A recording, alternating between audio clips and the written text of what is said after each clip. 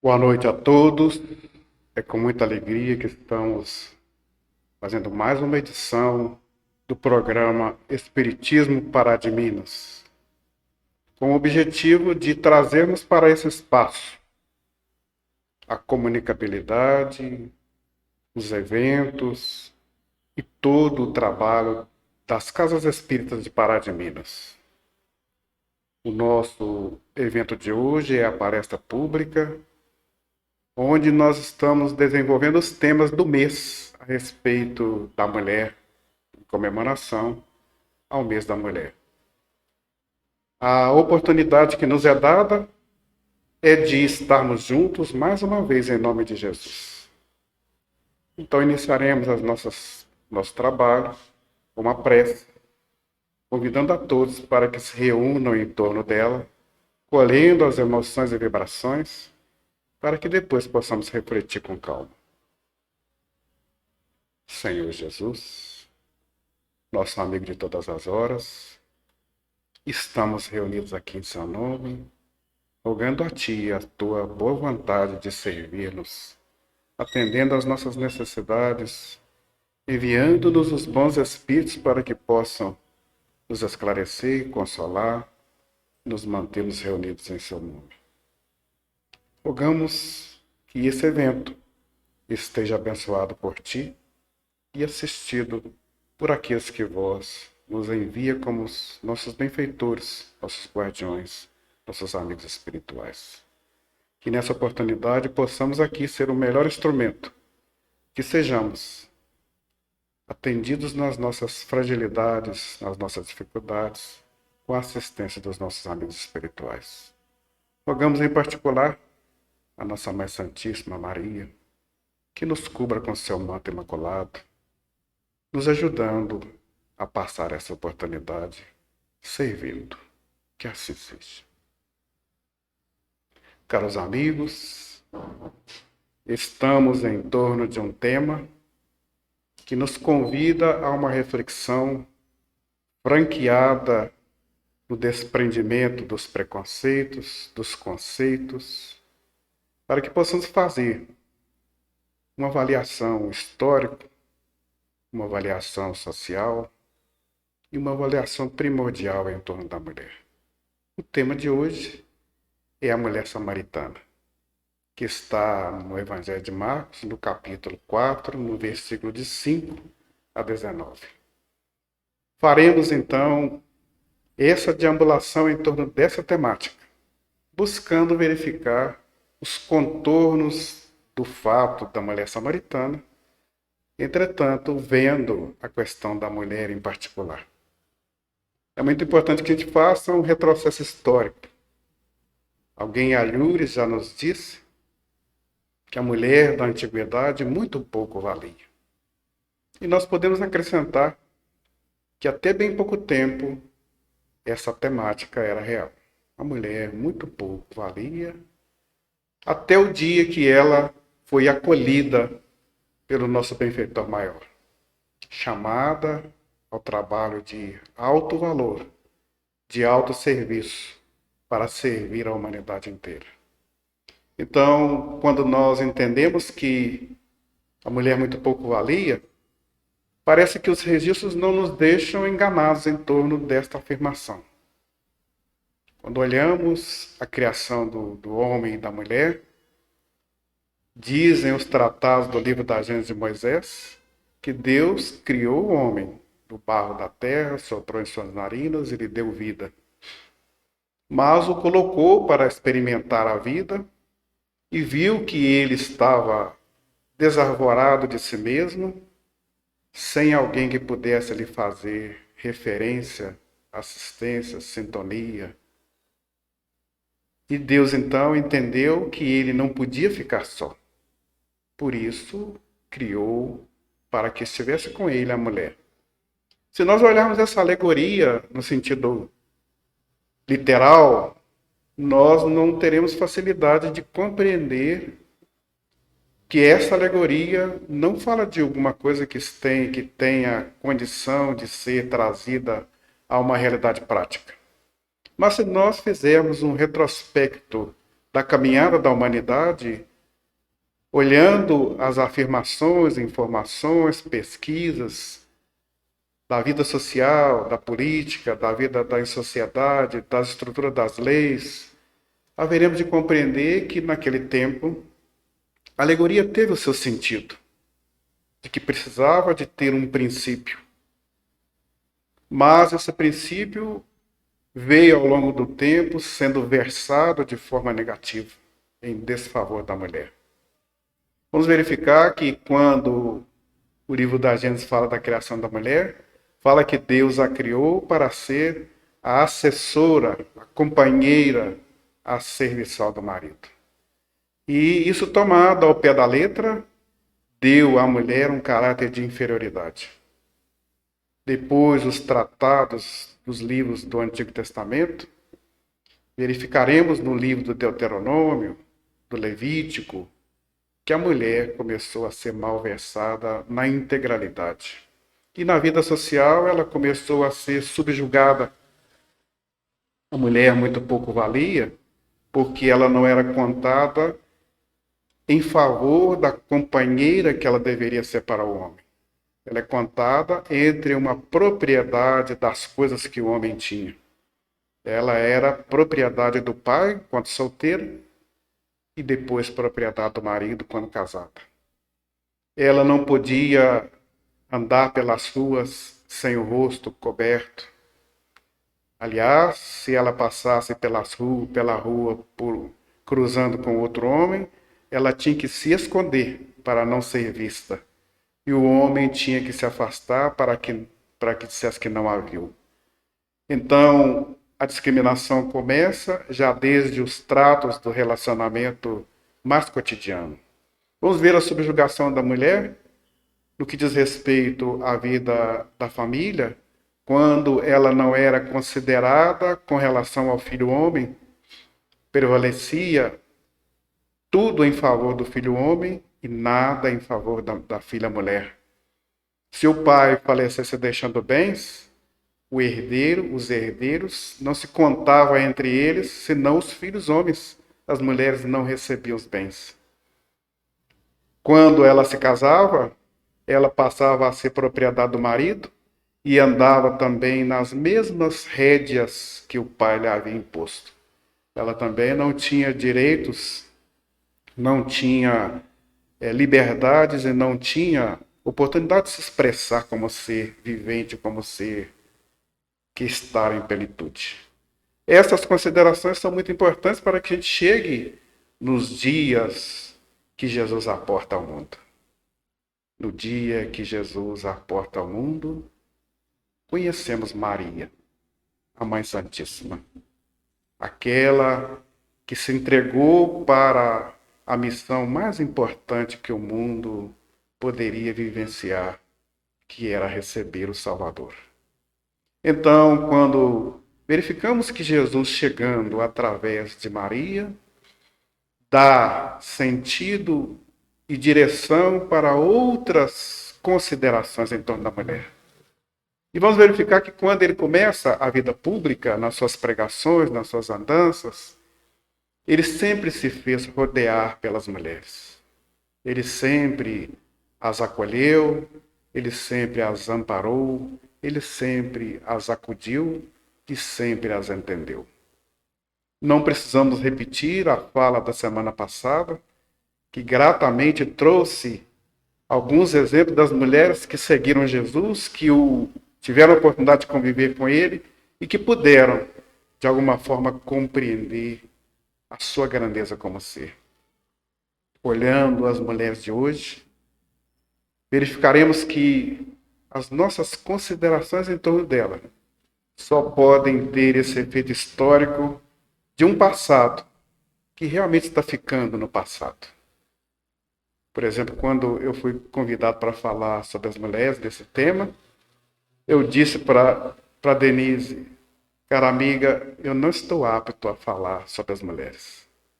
E digo que talvez nenhum homem esteja, porque a mulher vive uma experiência única que os homens ainda não estão aptos a compreender. nós estamos aptos a compreender a experiência de homem para homem, porque ao longo do tempo nós vivemos as regras da vida social, a legislação que nos foi oferecida e os costumes e tradições que vivemos nele. E nestas considerações, a mulher sempre esteve alheia à nossa avaliação, alheia às nossas considerações e alheia à participação da vida marital, da vida paternal ou da vida social.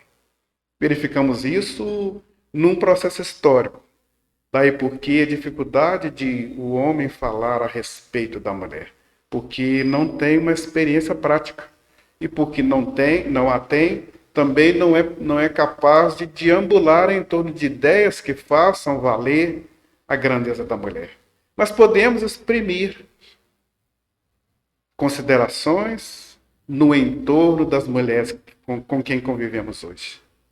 Aquelas que estão à frente dos trabalhos para sustentar as famílias, que estão na frente das atividades empresariais, aquelas que estão na frente das atividades industriais, agrícolas, as que estão no exercício da política, da administração de bens e recursos, e aquela que está na administração do lar. O lar, o reduto da humanidade, a célula máter da vida social, é representada na maior parte das considerações pela mulher. É a mulher que sabe das necessidades dos entes que estão ao seu derredor. É ela que conhece as dores, os limites, os ais que passam em torno dela. É ela que compreende o que fazer na hora exata, nas condições necessárias e nas circunstâncias apropriadas. Por isso, dificilmente nós saberemos dizer tudo da mulher, senão por avaliação circunspecta, olhando o que ela faz, vivendo com ela experiências. E é nessa vivência e experiência que nós vamos encontrar a mulher samaritana. A mulher samaritana estava na lida porque ela vinha buscar a água no poço de Jacó. É uma história bastante interessante e vale a pena fazermos alguns entornos nela. A mulher vinha e diz o texto que era a hora sexta. Era provavelmente o entardecer por volta das 18 horas, quando se colhia a água para os preparos do adormecer e do amanhecer. E ela vinha até o poço. Importante considerarmos que esse poço já existia ali naquele lugar há quase 2.000 anos antes de Jesus chegar, ou aproximadamente 1.700 anos, quando o patriarca Jacó doou para o seu filho José aquelas terras, a terra chamada terra de Siquém, aonde veio habitar uma parte das tribos, das 12 tribos de Israel.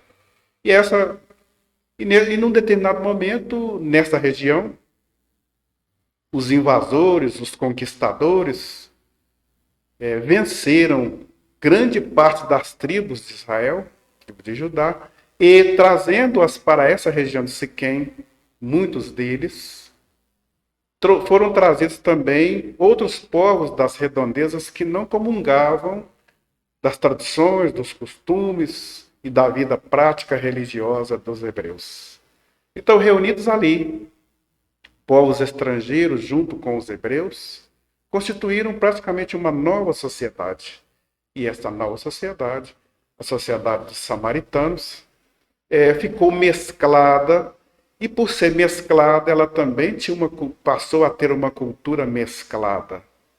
Então, os samaritanos ficaram derivados do povo judeu, mas distintos deles, porque os judeus em geral já não aceitavam os samaritanos. Nós vamos ver em vários relatos do Novo Testamento que em vários momentos os samaritanos eram repudiados pelos fariseus, pelos doutores da lei, pelos judeus em geral. E não se davam por razões políticas, por causa dos costumes e tradições, A vida da sociedade dos samaritanos era livre, independente e de forma diversa aos tratados hebreus, tinham liberdades que a maioria dos hebreus não tinham. Viviam de uma outra maneira, de uma outra cultura religiosa, porque reuniu em torno deles os tratados do Antigo Testamento, particularmente os 5 livros do Antigo Testamento, Gênesis, Números, Levítico, Êxodo e Deuteronômio, adotando textualmente somente esta parte, não aceitando a parte dos profetas, das revelações do Antigo Testamento que formavam a Torá. Então, porque eles distinguiam nessa orientação religiosa? Distinguiam nos cultos, porque aceitaram também os ensinos de outras filosofias religiosas trazidas pelos povos que juntaram-se a eles, também fizeram uma nova cultura religiosa. E as práticas eram diferentes. Por outro lado, ainda, construíram ali um templo para fazerem as suas adorações segundo as tradições hebraicas. Diferentemente do que se fazia nas tradições dos hebreus em geral, que adoravam no Templo de Jerusalém. E essa distinção religiosa causou traumas políticos, sociais, filosóficos, ideológicos e da vida em geral, porque não se admitiam, não se aceitavam e passavam-se ao largo onde se encontravam. Para você ter uma ideia, de uma cidade para outra, da cidade dos hebreus, para passar do Mar da Galileia para Jerusalém, era necessário atravessar alguns quilômetros. E, passando por Siquém, o caminho diminuía-se quase que por metade. Mas eles preferiam passar o dobro da distância para não passar por entre os samaritanos. Então, era uma divergência grave, séria. Mas a particularidade da mulher samaritana se constitui ainda nas tradições dos costumes hebreus. A mulher muito pouco valia. E ela vivia suas experiências, enfrentando as dificuldades da convivência marital, da convivência social e dos relacionamentos. Por isso, a vida dela era uma vida de lidas diárias consigo mesma, contra tudo. Mas quando ela chega ao poço, ela encontra Jesus, que ali estava a descansar-se de uma caminhada longa. Já havia andado da manhã até aquela hora para chegar ao destino e disse antes da partida que deveria parar naquela região. Essa parada, certamente, como nós conhecemos Jesus, era providencial dele para alguma oportunidade específica. E parece-nos que seja este encontro com a samaritana a oportunidade específica. Porque antes que ela chegasse, ele dispensou os seus apóstolos, seus discípulos, mandando-os ir à cidade para fazerem compras, porque sabendo da divergência, sabendo que ela viria até ali, não queria que ela fosse afrontada, não queria defrontar os seus apóstolos, seus discípulos, com aquela com quem ele queria tratar-se. Então, quando ela chega, ela o encontra só. Mas a tradição implica em que a mulher não podia olhar para o homem, não podia falar com o homem, não podia estar nem próxima ao homem. Apesar de que ela tinha que retirar a água do poço. E Jesus estava sentado às bordas do poço. Então foi inevitável que ela se aproximasse. Da mesma forma que foi inevitável quando ele dirigiu-se a ela e lhe pediu delicadamente: mulher, dá-me de beber. E ela, silenciosamente, sem o fitar, sem olhar na direção dele, retirou a água, colocou na vasilhame e o serviu. E enquanto ela o servia, ela o olhava, passou a olhá-lo atentamente, e ele disse para ela: se tu soubesses quem te pede água, saberia que este pode lhe dar a água da vida, a fonte viva. E a mulher, espantada com aquela expressão, retruca: mas Senhor, o senhor não tem com que tirar a água? Não tem um balde, não tem nenhuma caneca? E ele responde calmamente que ele era portador da água viva. E na conversação, durante a conversa, desenvolvendo-se o raciocínio da aproximação com que Jesus teve a oportunidade de oferecer a ela, uma vez que ele, Senhor da vida, está sempre aberto para a vida, ela achou liberdade de questionar: Senhor, mas nós bebemos dessa água aqui desde o tempo do pai Jacó, e o Senhor nos diz que tem água viva. O Senhor, por acaso, é maior que o nosso pai Jacó? E Jesus vai lhe responder que sim, que ele poderia oferecer a água da vida. Depois ela pergunta como que ele faria isso. E ele diz: vá chamar teu marido. E ela lhe diz: eu não tenho marido. E ele, na sua clara evidência, vai dizer para ela: olha, eu sei que você não tem. E os outros 5 que você já teve também não são seus maridos. Na tradição hebraica, a mulher que tinha mais de um marido era considerada uma mulher promíscua. Era considerada uma mulher adúltera. Principalmente porque quando se filiava a mulher, ela passava a ser propriedade do marido e só deixava de sê-lo quando ele falecia. E na tradição, ela não poderia não se casar mais, ela não deveria mais se casar. Ou se viesse, se ele tivesse um irmão, ela era obrigatoriamente, ela deveria unir-se a esse irmão. Então, falecido o irmão, ele tendo outro irmão, ela teria que obrigatoriamente ir conviver maritalmente com ele para preservar a descendência. E assim sucessivamente. No Evangelho de Mateus nós vamos ver um questionamento que é feito a Jesus quando alguém pergunta lá no reino dos céus quem é que o homem vai encontrar. E eles contam o porquê da pergunta, e a pergunta é porque havia um homem que havia se casado e ele tinha 7 irmãos. E ele faleceu, a mulher casou-se com o segundo faleceu, até o 7º. Todos faleceram e ela foi casando-se ou passando de um marido para o outro dos irmãos. E aí a pergunta foi nesse entorno: como deveria ser a vida dela, com quem ela deveria se encontrar depois de chegar ao reino dos céus. E aí Jesus vai dizer, inclusive, que essas relações afetivas, que essas considerações são apenas do mundo terreno. No reino dos céus vai prevalecer o amor. Vai prevalecer os laços de afeto. Assim também nos ensinam os Espíritos quando nos falam que o amor que nós construímos só vai prevalecer se dentro dele, junto com ele, houver os laços de afeto. Mas a mulher samaritana, então, vai explicar a Jesus que ela não tinha marido. E ele vai retrucar, dizendo que ela teve outros 5.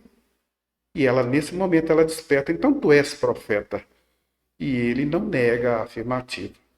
E aí ela vai questioná-la em torno das ideias filosóficas religiosas, quando ela pergunta: olha, aqui no Poço de Jacó, nós estamos aqui nos servindo, convivendo nessa região de Siquém, e nós temos um templo onde nós fazemos as adorações.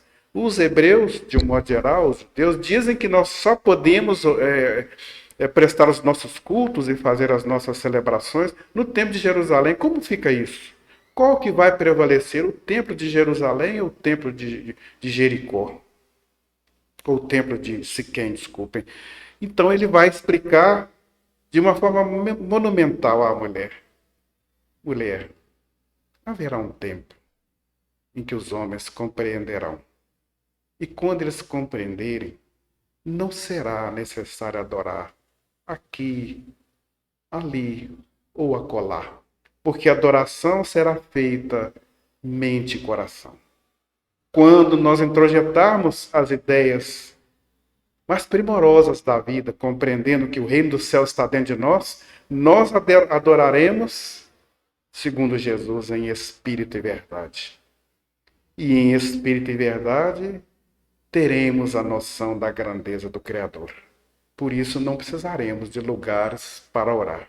Então, ela, admirada, sai, deixa, o balde da água e corre para chamar as pessoas da cidade. E quando elas vêm, começa então Jesus a fazer as suas pregações, e aí os fatos se desenvolvem, e Jesus fica por ali ainda por uns 3 dias, segundo as narrativas do evangelista.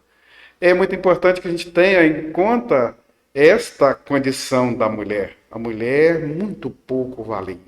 Mas Jesus deu a ela uma grandeza de ser, uma expressividade que ela, exaltada, teve a oportunidade de sair e chamar outros para que também pudessem ver a grandeza daquele ser que ela estava. Jesus, o Redentor das almas. Jesus, o nosso Mestre, é capaz de nos tirar das situações mais degradantes. Se nós considerarmos a mulher samaritana como um exemplo da condição das mulheres, porque viviam à margem, não podiam olhar para os homens, não podiam conversar com os homens, não podiam passar por eles pelas ruas. Na intimidade, a coisa era muito mais grave. O livro do Levítico, por exemplo, chega a ser radical ao ponto de dizer que a mulher, no seu período menstrual, não podia nem sair do quarto enquanto durasse o período. E se o homem a tocasse naquele período, ele também teria que se penitenciar, fazendo oferendas ao templo e etc, etc. Que a mulher doente não podia sair do seu ambiente doméstico, que a mulher, nas suas situações mais fragilizadas, deveria ser refutada. Se o homem não a quisesse, ele poderia, porque simplesmente não a quisesse, ele poderia simplesmente escrever uma declaração dizendo que não a queria mais e a dispensava das vidas domésticas. Ela ia para a rua. Não é sem razão que naqueles dias vemos muito registro da vida de prostituições, da vida das mulheres, da vida de prostituição, das vidas das mulheres adultas. Porque a mulher tão pouco valia que pouco se importava se ela tinha medo de sobreviver ou não. E para sobreviver, ela se vendia, se dava, se entregava àqueles que a sustentavam por um prato de comida. Era muito difícil de se ver a mulher como um ser humano. Era muito difícil da mulher ser tratada como um ser especial. Nos dias de Jesus para cá, há 2000 anos estamos aprendendo a olhar para as mulheres. Os homens estão começando, daí para cá, a ver a mulher com a grandeza que ela se dá, que ela se representa, que ela é. E por causa disso, ao passar do tempo, vamos verificando que nós estamos aprendendo a lidar uns para com os outros. Quando Jesus reformula, inova e acrescenta dados aos 10 mandamentos, ele fala do adultério, para tirar o encargo das costas da mulher.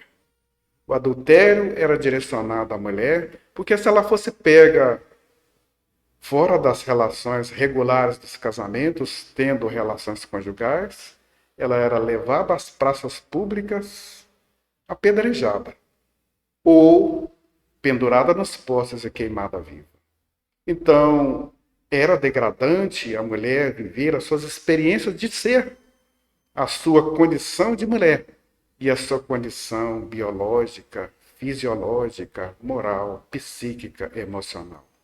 Era muito difícil o homem entender isso naqueles dias, porque as leis eram contrárias à mulher e estavam entabuladas dentro de regras sociais, de regras filosóficas e de regras religiosas, às quais se tinha o dever de obedecer, muitas vezes cegamente, como ainda hoje cegamente se vê cumprirem leis absurdas. É necessário que nós saibamos que quando Jesus liberta a mulher para que ela seja, embora o homem não tenha acompanhado isso desde o começo, a mulher foi abrindo o seu campo de ações.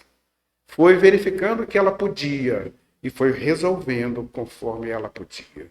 até que ela chegasse aos dias que ela tivesse a liberdade de dar o grito de liberdade, o grito de expressão de ser. E está hoje nas ruas, nos campos, nas casas e em todos os lugares para dizer: eu sou. Como Jesus diz para a mulher samaritana, quando ela o perguntou: Senhor, tu és profeta? Tu és profeta? Tu és maior que Jacó? Tu és o Messias? E ele responde: eu sou. Para dizer que essa expressão do eu sou está na condição de cada ser. E esse cada ser começa com a mulher. Porque nenhum ser que está, homem, mulher, que está vivendo hoje, deixou de passar pelas portas do coração, do ventre da mulher. Porque nenhum ser que estamos aqui é capaz de dizer que chegou sozinho, chegou sem ter a educação da mulher, a formação da mulher, o seio da mulher que o alimentou, as falas da mulher que o aconselhou, as orientações da mulher que o fez tornar-se ser. Por isso, de uns tempos para cá, os homens têm despertado para a mulher. E a mulher tem chamado a atenção para si mesma. Como a mulher samaritana disse para Jesus: nós não nos damos. Tu és judeu, eu sou samaritana. Existe um conflito de relações. Jesus veio para quebrar esses conflitos. Logo depois dessa caminhada toda em que a mulher vem se revelando, se mostrando e sendo, chegam as filosofias progressistas, chegam as ideias libertadoras, chegam as mulheres corajosas, chegam os homens que reconhecem as mulheres. E mais tarde, vamos ver surgir a doutrina dos espíritos. Allan Kardec faz considerações em torno do homem e da mulher, perguntando aos benfeitores se existe diferença entre o homem e a mulher. Uma vez que a organização fisiológica se apresenta diversificada, a formação física do homem diferente da formação física da mulher, se existe diferença além dessas, uma vez que essas estão na evidência, e eles vão responder que essas diferenças fisiológicas ou físicas precisam de se expressar porque um e outro vem como um colaborador, um e o outro vem como um complementador, um e o outro vem como partícipe da vida de cada qual. Mas que, em essência, homens e mulheres são iguais em direitos. Diferentemente das obrigações, porque ao homem é dado, por causa da condição física mais robusta, a condição de atender às necessidades das mulheres.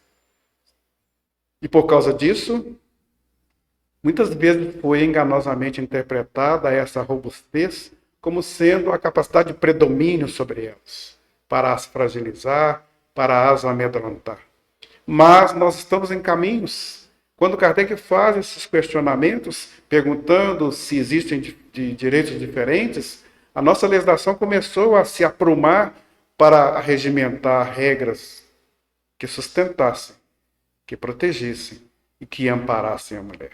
Hoje nós temos aí uma gama de legislações, desde os anos passados das legislações antigas, dando à mulher direitos que até então estavam privados, embora a natureza já os amparasse, já os acolhesse. Mas era necessário que houvessem regras específicas. Quando então a gente vai verificar que Kardec pergunta se essa diferença física dá ao homem direito de se impor à mulher, ele vai dizer que nunca, jamais isso foi uma regra, jamais isso foi uma situação que se pudesse admitir. Entretanto, os homens sempre se puseram nesta circunstância de colocar a sua proporção física, a sua capacidade mais expressiva fisicamente, de impor à mulher regras e condições para que ela ficasse subjugada. Dizia-se até, inclusive, que a mulher intelectualmente era inferior ao homem. Em algum tempo passado, a mulher não tinha alma. E muito tempo atrás, a mulher não tinha direito à vida social, a sair em praça pública sozinha, desacompanhada de familiares ou do marido. Ela não tinha direito à voto, ela não podia lecionar nas escolas públicas ou particulares, e ela não podia se expressar muitas vezes no âmbito da família.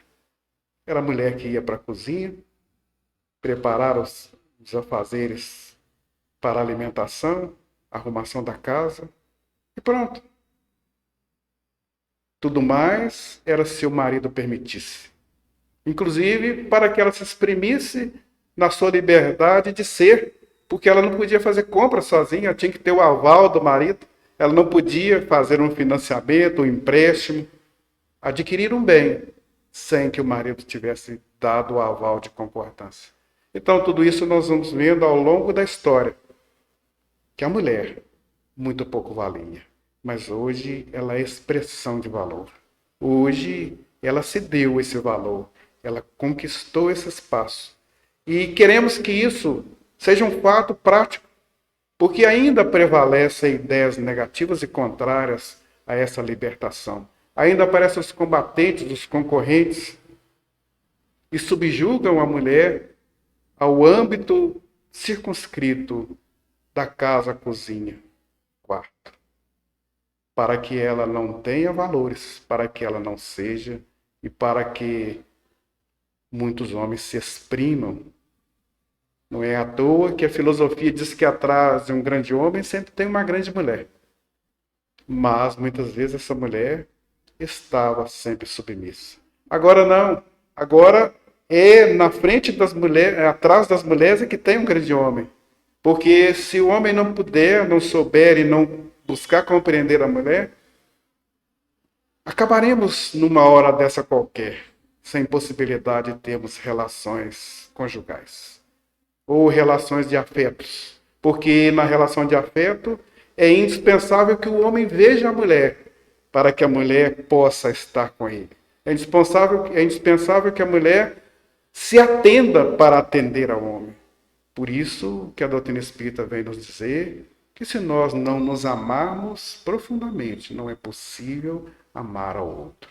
E é nessas considerações que quando a doutrina espírita vai nos dizer que nós estamos no mundo de provas e expiações, a gente mexe no caudal dos acontecimentos de hoje e verifica que se as pessoas não se unirem, em particular homens e mulheres, para que tenhamos condições de buscar soluções melhores, para amparar, assistir, acolher todos que estão ao nosso derredor, desequilibraremos de forma a permitir que as dores nos aumentem. Por isso que Jesus foi categórico quando ele disse que é necessário que venham os escândalos. O escândalo da mulher subjugada veio à tona. O escândalo da mulher arrebentada pelos maridos, machucada, maltratada, subjugada, impedida, proibida, podada, vem à tona e tem vindo à tona de forma a dizer que homens e mulheres são iguais, não só perante a lei, mas perante a condição divina, porque somos todos espíritos, e Kardec vai deambulando em torno dessas questões, e ao fazer a pergunta específica se todos somos iguais, eles vão dizer que todos somos espíritos, criados por uma mesma divindade. E que na condição de espíritos não prevalece a circunstância de ser homem ou mulher. O espírito não tem sexo como nós o temos na condição material. E porque essa distinção só é feita na Terra quando nós desapegamos da Terra, partimos para a nossa condição real de seres espirituais, muitos não nos reconheceremos porque não seremos homens nem mulheres, não seremos nem homem nem mulher, seremos espíritos. E porque seremos espíritos, a única coisa que vai nos identificar na relação de afetos é se nós tivermos construído laços em torno desses afetos. O amor, o perdão, a reconciliação, a tolerância, o respeito próprio. a divisão das obrigações e dos compromissos, a partilha dos direitos e dos deveres, são formulações que Jesus apresentou para que nós pudéssemos descobrir em nós essa grandeza de sermos espíritos eternos. Homens e mulheres, somos espíritos. E porque somos espíritos, saberemos mais hoje, mais amanhã, que a nossa condição de igualdade está afeita a nós a termos construído no mundo da matéria em comum uma vida material. Quando nós nos encontrarmos na condição de espírito, saberemos que fomos melhores se tivermos servido melhor ao outro, atendido melhor ao outro, acompanhado melhor ao outro. Por isso é que Jesus afirma categórico que o reino dos céus está dentro de nós. E não haverá condição de nós o descobrirmos se não fizermos igual fez a samaritana, questionando a nossa intimidade, verificando o que somos, fazendo considerações em torno de onde estamos, de qual a circunstância que nós devemos optar por elas. Por acaso, Senhor, tu és profeta? Sou. Por acaso, quando ela retruca, sabemos que o Messias há de vir e que há de resolver todas as nossas dúvidas. E Jesus vai dizer para ela, este que vos fala, eu sou o Messias. Quando Jesus diz isso, ela mais do que entende, mais do que compreende, e exalta-se, e larga tudo, e vai buscar os outros para que também tenham a mesma oportunidade. Esta é a condição da mulher, que muitas vezes tem que largar tudo, tem que deixar tudo, para ir resgatar um tanto de outros que ficaram pelos caminhos. Não é à toa que quando nós olhamos os presídios, os filhos que ali estão nunca ficam sem as mães. Porque, embora a maioria dos pais não os vá ver ali naquela condição, todas as mães. Podemos ir no dia da visita e constatar a fila de mães que estão ali. São mães, esposas, filhas. Dificilmente vamos encontrar o pai, o marido, o irmão. Muito dificilmente. Embora os haja. Mas, em geral, são as mães. Quando nós vamos verificar as condições dos atendimentos hospitalares, quem está servindo? A grande maioria ainda são as mulheres, as enfermeiras, hoje as médicas, psicólogas, psiquiatras, psicanalistas, juristas, juízas, professoras ao longo do tempo. São as mulheres que são capazes de brilhar, possibilitando e permitindo que outras luzes brilhem. E aqui exaltamos as nossas professoras primárias que nos permitiram chegar até os dias de hoje, as nossas professoras secundárias. Exaltamos as nossas irmãs que foram capazes de serem nossas amigas, nossas colegas, nossas confidentes. Exaltamos as nossas primas, que foram nossas coleguinhas da infância, as nossas tias, que nos acolheram nos seus braços como segundas mães, e em especial nossas mães. Porque Jesus, quando confiou todos os seres a alguém especial, confiou a uma mulher. Na cruz, quando Maria vem vê-lo pela última vez, acompanhada de João, ele diz para ela, mulher, eis aí o teu filho. Filho, eis aí tua mãe. Para referendar a expressão de que ele estava entregando a Maria um compromisso com todos os filhos, que somos nós todos.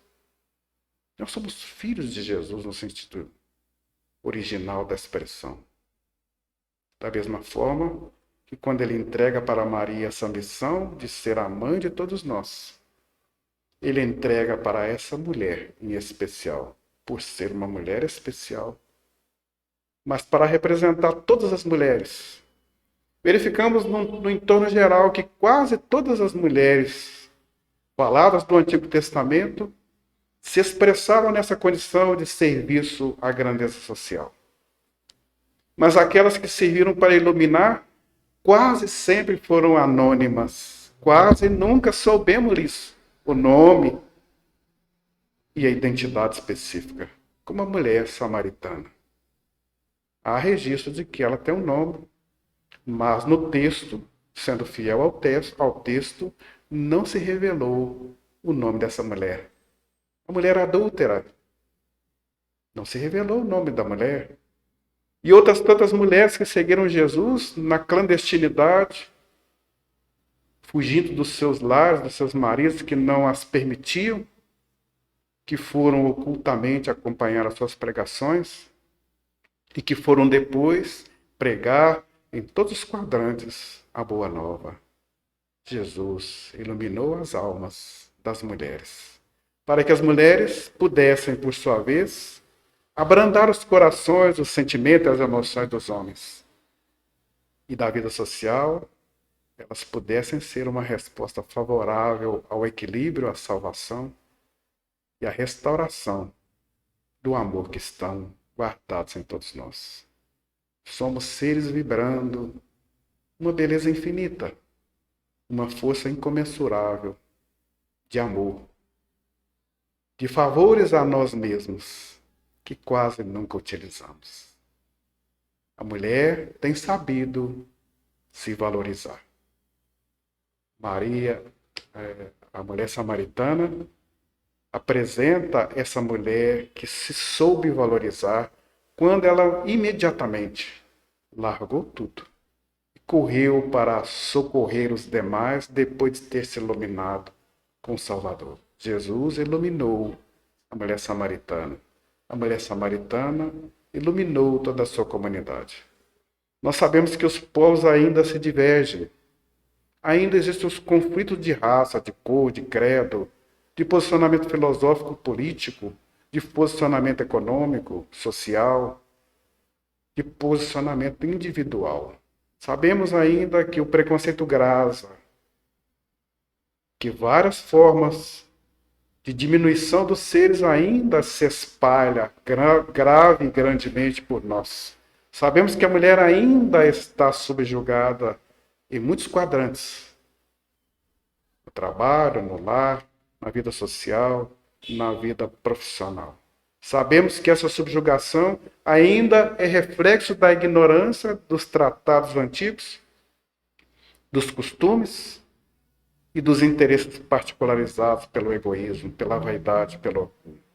Mas já sabemos que a mulher nunca se calou depois que Jesus lhe permitiu ser. Depois que a vida oportunizou a ela compreender o que ela é. Depois que ela conseguiu se juntar consigo mesma e outras mais para dizer que mulher não precisa de ficar no subjugo. Que mulher, que naqueles tempos nada valia, ou pouco valia, ou coisa nenhuma valia, agora tudo vale, agora é preciosidade, e agora se expressa com valor. Não é sem razão que nós vamos ver, logo depois da mulher samaritana, as narrativas dos evangelhos vão trazendo outras tantas mulheres para serem iluminadas pelo esclarecimento da Boa Nova. Não é sem razão que nós vamos ver os circos romanos cheios das mulheres. Não é sem razão que a história das lutas sociais está cheia das mulheres.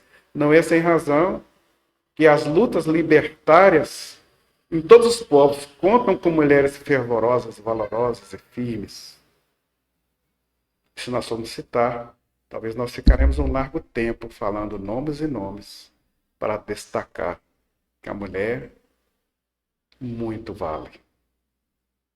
Gostaria de terminar nossa fala agradecendo a todas as mulheres louvando esta homenagem do Dia das Mulheres, do mês das mulheres, louvando em particular, aqui com toda a contrição, minha mãe, minha esposa, minhas filhas e todas as minhas amigas, para dizer que o amor que elas podem nos dar é dizer para nós que nos ama. Para que nós tenhamos a oportunidade de olhar com mais brandura para a profundidade da grandeza que elas são. Vou ousar fazer o cântico para nós encerrarmos com a prece.